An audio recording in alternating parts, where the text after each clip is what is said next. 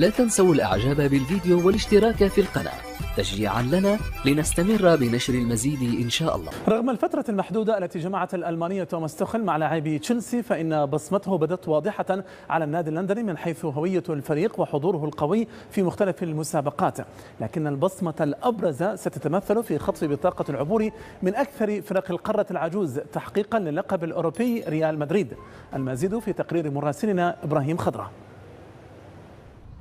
18 شهرا كانت مدة العقد الذي تم بموجبه تعيين الألماني توماس توخيل مدربا لتشيلسي نهاية يناير الماضي.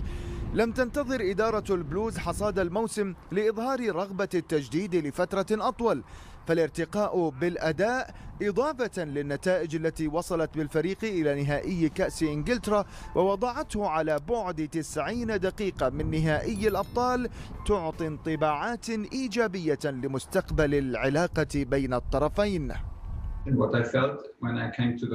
ما شعرت به منذ قدومي إلى هنا أنني في ناد تنافسي يعشق الفوز وتخطي التحديات وتهيئة كافة الأجواء الملائمة لذلك، بدءا من المقر التدريبي في كوبام، وهذا أمر خاص شعرت به في الأيام الأولى وتطور مع كل مباراة خضناها، والجدية حاضرة هنا في مختلف اللقاءات والمسابقات التي شاركنا فيها، وهذا ما أحببته بالفعل، حيث لم يراودني إحساس أن دوري أبطال أوروبا هو الهدف المركزي أو الأولوية المطلقة، وأعتبر كما يرى النادي كذلك أن كل فوز للفريق مهم جدا أيا كانت المنافسة التي نخوضها وأيا كان الخصم الذي نواجهه، الأمر الذي يعزز الكثير من المفاهيم والثقافة التنافسية.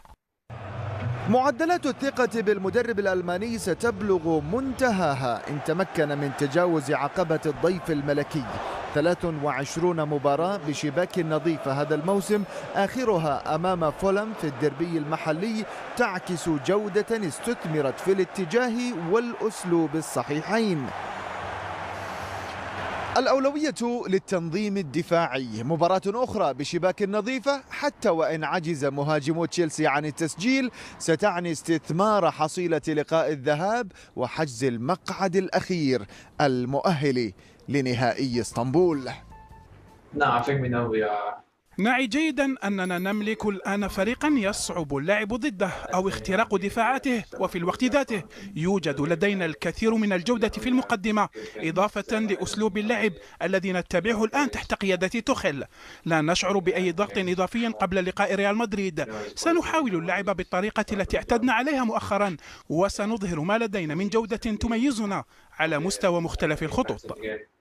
عودة متوقعة للثلاثي كانتي جورجينيو وبوليسيتش بعد إراحتهم في اللقاء الماضي محليا، ومفاضلة قد تراود توخيل بين مواطنيه فيرنر وهافرتس، بينما لن يتمكن كوفازيتش من مواجهة فريقه السابق في الوقت الذي يعود به إيدن هازارد وثيبو كورتوا للمرة الأولى كضيوف على ميدان ستامفورد بريدج. إبراهيم خضرة، بي إن سبورتس، لندن.